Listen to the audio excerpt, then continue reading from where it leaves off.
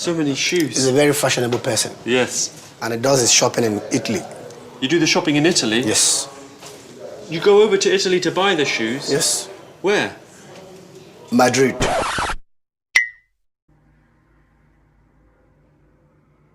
Boy, if you don't...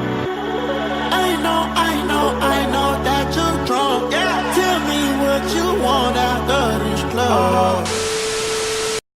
Yes. What is good, people? Welcome to Unclassified. And today, you'll be joining me on my first ever unboxing on the Rick Owens Dark Shadow Abstract Trainers. And straight off the bat, look at the size of this box, people. Look at the size of this box. It is massive.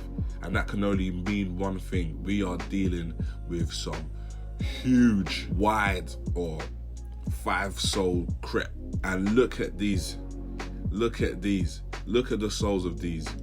These are the abstract soles. I don't know what you guys think of this. Let me know what you think in the comment section down below. I think these are absolute fire. Lord have mercy, I'm about to bust. Rick Owens are a timely piece. I don't think you can ever go wrong with a pair of Rick Owens. Never out of fashion, always in fashion.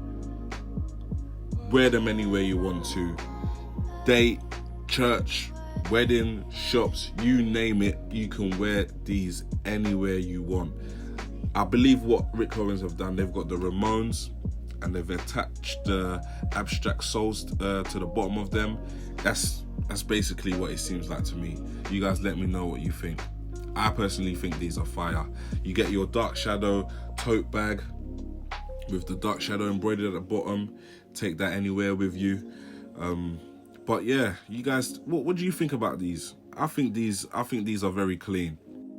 And in regards to sizing, I will say it's true to size. If you've got narrow feet, if you've got wider feet, I will say just go a size up to be on the safer side.